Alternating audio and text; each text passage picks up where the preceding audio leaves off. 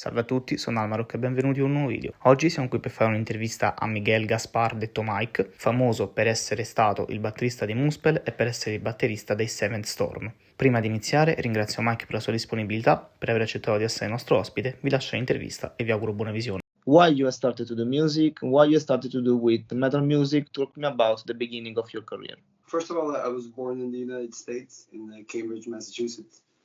So I started off with hard rock and music around me since I can remember. But then my parents were immigrants and they decided to move back to Portugal. So coming to Portugal when I was 12 was a bit of a shock for me because I did not understand much of the culture at the time. I was very Americanized, as you can imagine. It was the 80s, so I lived for America and everything that was like American. I played baseball. You know how the 80s was, MTV. So there were so many options. Coming to Portugal, things were more simple, and I learned to respect that and somehow, became who I am today. And that was the simplicity of things that have more value.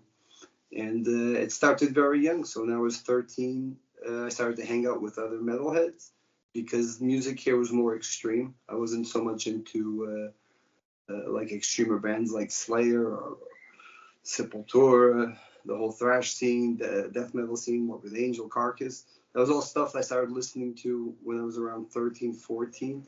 And it was all older people. So I hanged out with the older kids since I was American, maybe because I was big and everybody was a bit smaller here at the time. And everybody always needed a drummer.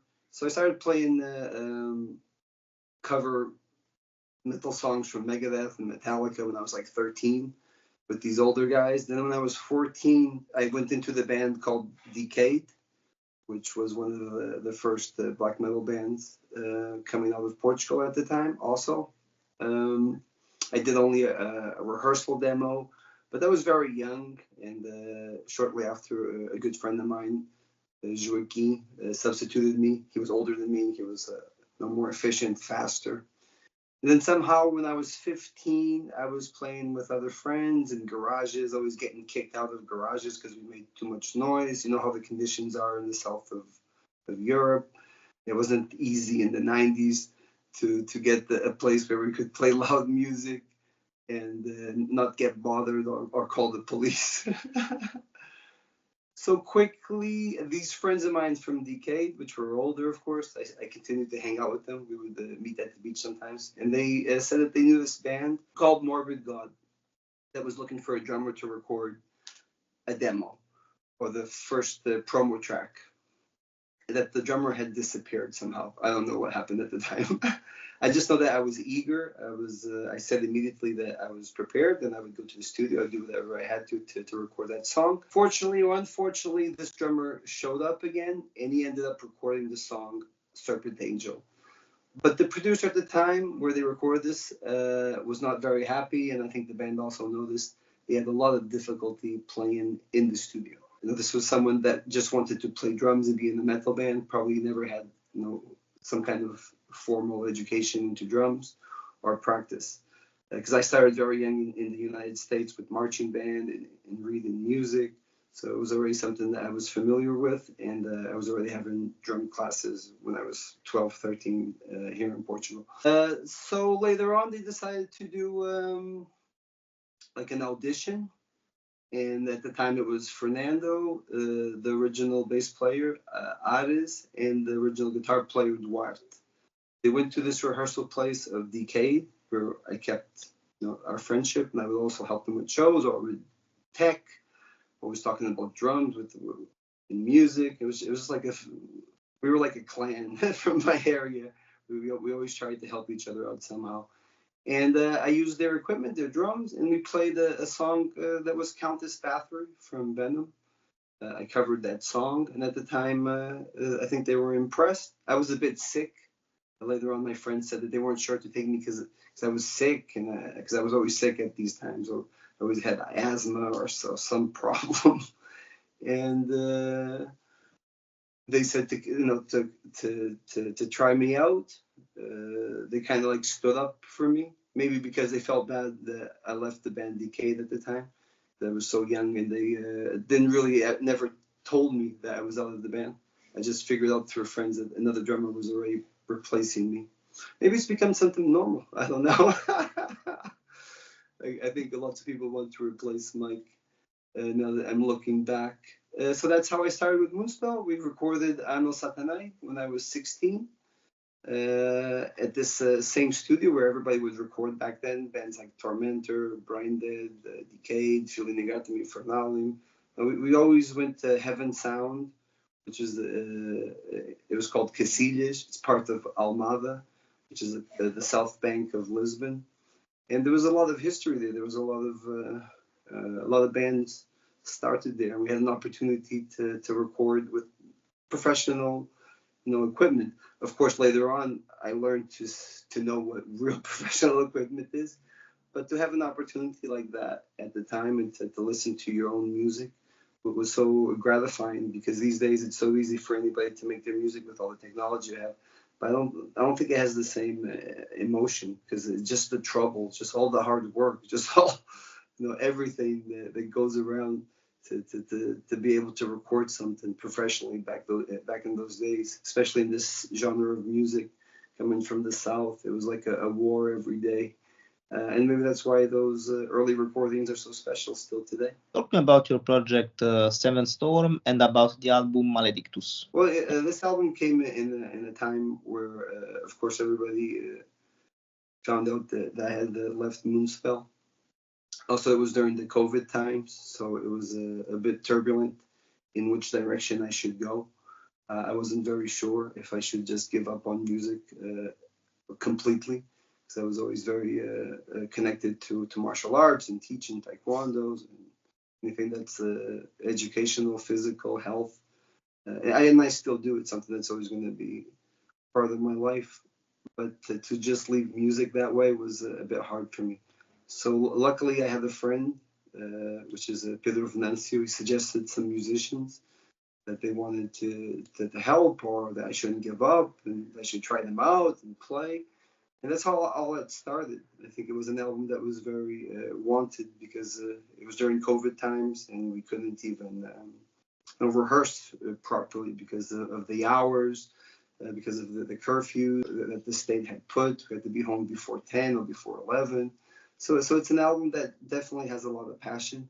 It has a lot of no harsh feelings because of everything that I was going through. When you look at the lyrics and look at the whole the cover and everything that's left behind, everything that was ripped apart, all the scars, it's all there.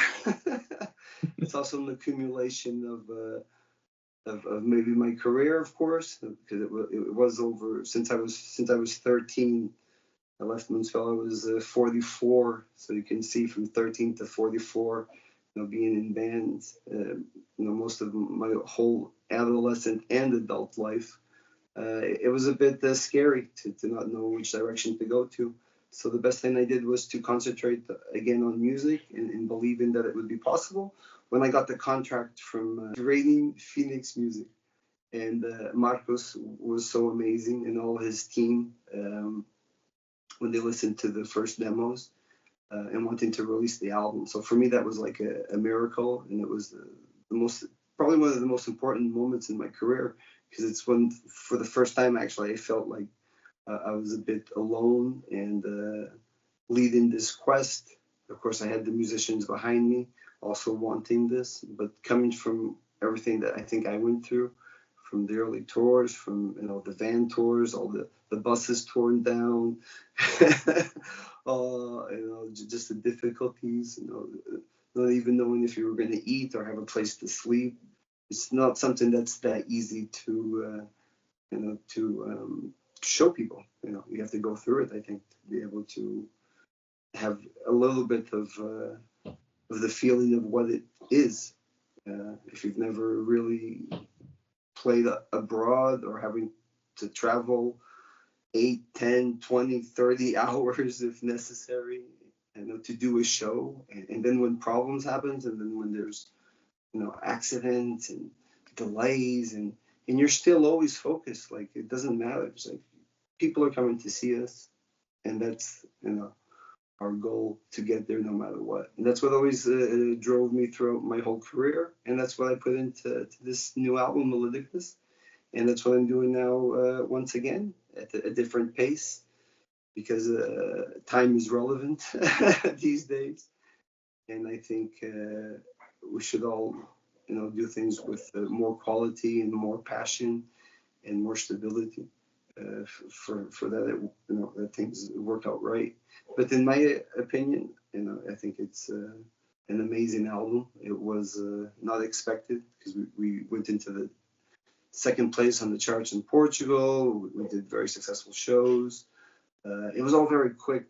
It was maybe too quick, everything that happened. But I am grateful for all that experience and all the members that made it happen. And about your long experience with Moonspell, can you talk me about your best memories with the band, and in particular about the working of your first two album, Wolfart and Irreligious? It's a long time ago. My best moment with Moonspell, there were a lot of good moments. I think a highlight, of course, was 2004 when we played Rock in Rio with Metallica and Slipknot, and we were playing in front of 50,000 people in our home country. Now that was like something truly amazing. Before that, of course, the ultimate festival of all time, which was Dynamo '97. On the day that Type O Negative played, you had an amazing bill with Korn, Tiamat, Cradle of Filth were there also with their career kind of starting up, and amazing everything else that they did after that. And we were on the main stage at an amazing hour, like 5 or 6 in the afternoon, playing for 80,000 people. I was like 21. Yeah, I was 21. So that was my first big, massive festival. It was immediately with 80,000 people playing Irreligious, and it went like that. It was like the emotion. It was like torching a building that just goes, that's inflammable, and it just burns like to the ground without even looking. And that's what the show felt. It was like, it was getting on stage, seeing all those people, it was like, oh, it's over. That's the kind of adrenaline you would feel back then. And also the whole community, the metal community, the camping, how people, would spend time with each other. And I really miss that. I think that's the good part of the music. You can't watch 24 hours of metal all the time. It's also, the bond that you have with your brothers and sisters in the community. And that's what makes it especially great. Wolfheart was an album that, as everybody knows, we were very, let's say, naive, and didn't have probably the skills or the talent that most musicians had at the time when we went to Germany to record Wolfheart at the Hagen at Woodhouse Studios with Valdemar Sorice, because we didn't have the proper musical education coming from the South, like you would see in Germany or in Sweden. These bands already had a level of experience in playing that was far beyond ours. We were really amateurs, if you can say. But we had something special, which was, we're in Germany, and like, what? We're in the massive studio, and it was just, everything sounded different. All the know-how, from the engineer, which was Ziggy, the owner of the studio, how to record drums or how to record albums. Valdemar with the songwriting, and how he invested, so much in us, and to make sure that the songs, would be the best that they could. And probably in the middle of that, that it was a bit of a fight, because we really wanted it to be in a certain way. As you probably know, people from the South were stubborn.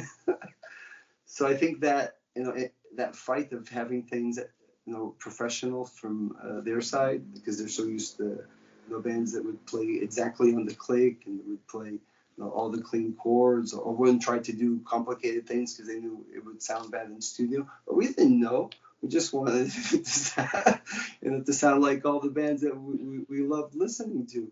So it was a bit of, there's so many stories from that recording that we could spend all night laughing about, of how innocent I think we were. even me, though coming from America, I moved to Portugal when I was 12, so it's not like I had been in any studio in America in my life. So everything I learned was through Portugal, and then having the opportunity to go to Germany and there, see the reality of what it takes to be a professional musician. And after that, we went on tour with Angel and Immortal in the van, driving all night, sleeping in the van for 2 months, all the, historic and metal stories that people think it's a joke, but it was no joke. And when we had borders to go through, it's not like we didn't have the euro, so we had to change currency each time we went to a different country. We had maps, like for each country we had to get a map at the gas station. There's no GPS. It was like just crazy. Like looking back now that I'm a father and everything I've been through, it's pretty insane what you do when you're young and you really believe in something. So we gained a lot of experience playing live. I was always somebody that was always talking to everyone, all the techs, trying to learn as much as we could. The record label, our manager at the time, Carson, everybody was always, educating us, telling us, we have to do this, we have to do that.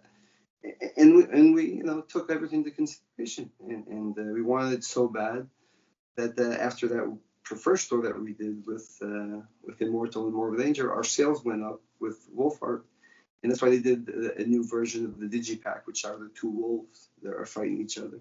And that was on the day when we arrived from the last show, and we went up to the Century Media offices, and they were already preparing a new release because the other one had sold so well. And we were so confused. We were tired and we were hungry.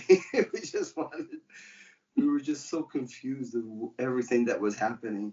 And there was this huge hype around us all of a sudden that took us into the irreligious phase. And that's where things really got, incredible. So what I say, it was like our golden years. And that album was just magic. It opened all the doors that you could, hope for and wish for.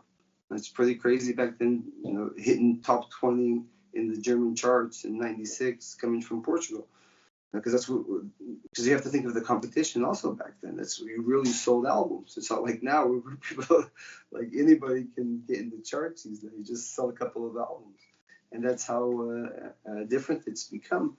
And not having internet or back then, of course, you don't have, you just have the stories. You might have some photos or some videos that you can find, but most of it's the stories. And lately, like, you do one show or two, and it looks like you've done 1,000. but if you've actually done the thousands of shows like I have, looking back, it kind of like doesn't exist anymore because there's not much of.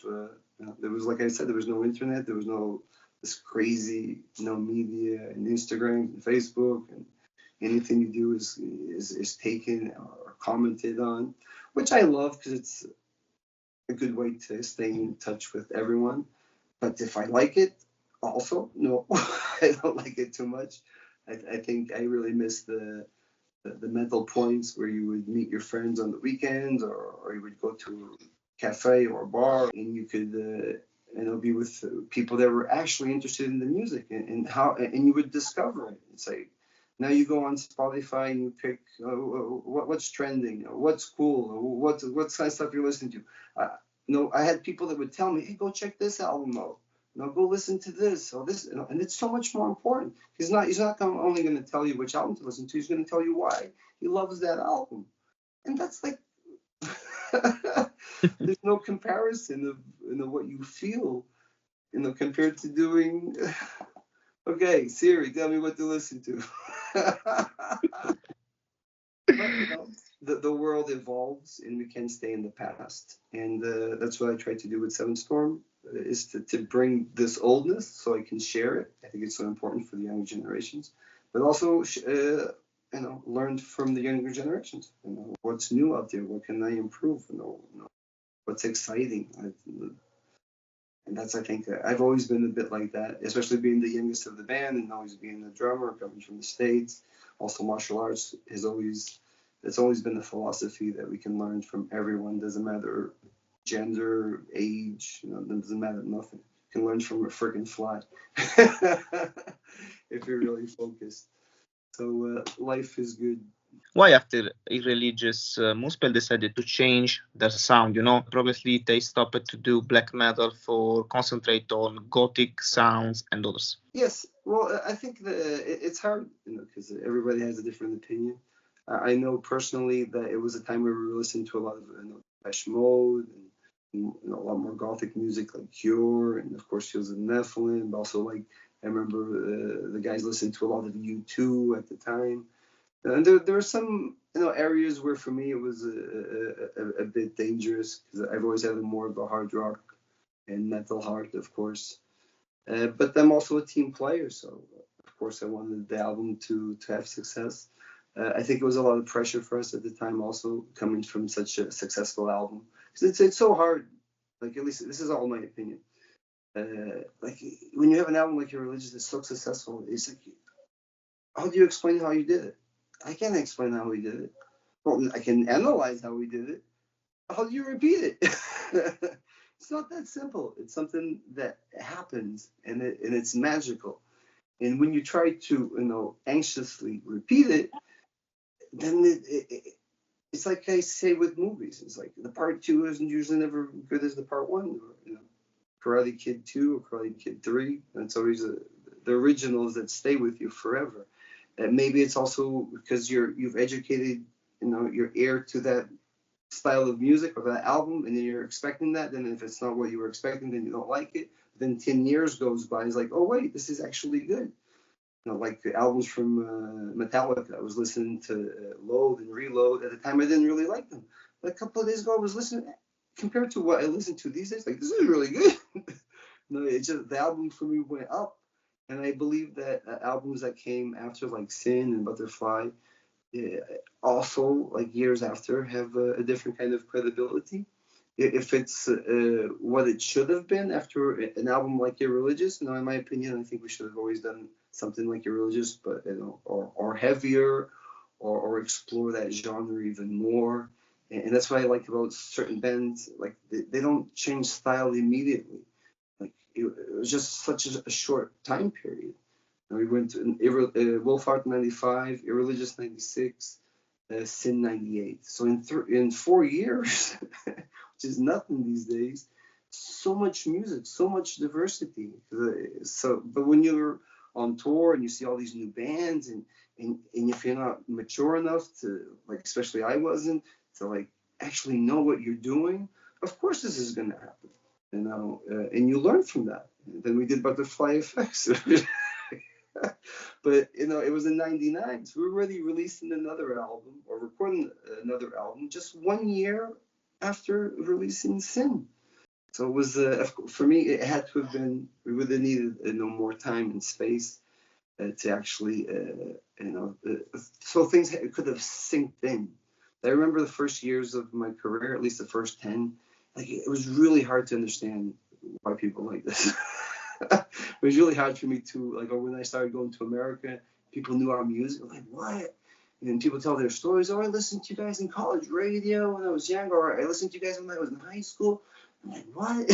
it was just so far. Like, we didn't have this connection like we did these days. And I never imagined, like, people coming from America or even South America. Like, when we played Mexico the first time, it was insane. First time we played Colombia, it was insane. It was like so many people. But then you find the stories. Like, we would play a lot on some special radios. There wasn't much music available, and our albums were so special to so many people. And also, especially with the connection of us being Portuguese and the accent, it's more similar, of course, than an American band. And still today, South America loves European metal. There's this huge connection. Maybe it's historical. It's our blood. But it took so long for American bands to start going down there. Finally, now you see a lot of American bands playing in Mexico and South America. But in the early years, there were many bands. I'm telling you, we were probably one of the few that would risk to go to Medellin in '97 or '98. But the only other bands that we heard of that would go there would be like our Spanish band. Napalm Death, of course. There was no place where we would go where Napalm Death hadn't been there already. They were kind of like our role models for the tough shit. If you want to be remembered for an album in your career, an album you are particularly so proud, which is and why? Which there's so many. I'm blessed. I have to say, I think about this sometimes because like just Wolf Heart New Religious, just those two albums is like I did something amazing. I know that. Just talking to fans all the years and looking into their eyes, their stories. Those two albums are like so makes me emotional. But of course, Antidote was a very special album for me because where the drums came out and I had a lot of sensibility, a lot of nature in the style of playing. Maybe I showed another side of me that I had never had an opportunity to show. Also, the way the songs were composed, a lot of it was composed around the style of drumming and also the beats. So maybe that's an album. I think Antidote is like I think a huge mark maybe for my style of drumming and even for the fans. But just those three albums, like what else could you want more? That's what I say many times. You could dream to have one album that was successful in your whole life, and I have many that I can be proud of. So. What about your project for this end 2024 and for 2025? Of course, 2024, it was a year I wasn't expecting. A lot of things went down the drain. Not only losing best friends and not being able to see them ever again, and dealing with that mourning. That's how I started this year. It was very difficult for me. It was like one after the other. Of course, I'm used to losing friends when you get to a certain age, especially when you know so many people and you have so many fans and relatives. And I just know so many people. Maybe that's why the percentage is high. But I always feel super connected in a very strange way, and it always takes a while to recover for me. After that, it was with the whole band of them leaving, one after the other, which was also very complicated to understand for me at the time. Still digesting all that. But if there's something that I've always known throughout everything I've done, and I realized that a lot because I had closed my, let's say I had closed my heart to my past of Moonspell in a certain way. And this helped me open it again and not be afraid of it. And that was a huge problem, I think, that I was having. So things can only be better now. I haven't stopped working. I'm working with new musicians. Things have been going very well, but it's something that I can't rush right now. This is not a competition. I really need to find balance and chemistry and something that's truly believable and that's like really, really good. If not, I prefer to paint houses. Thank you. Thank you for your time. Man. Very nice talking to you. Thanks a lot. Thank you for staying here today. Good luck for your own project. Bye.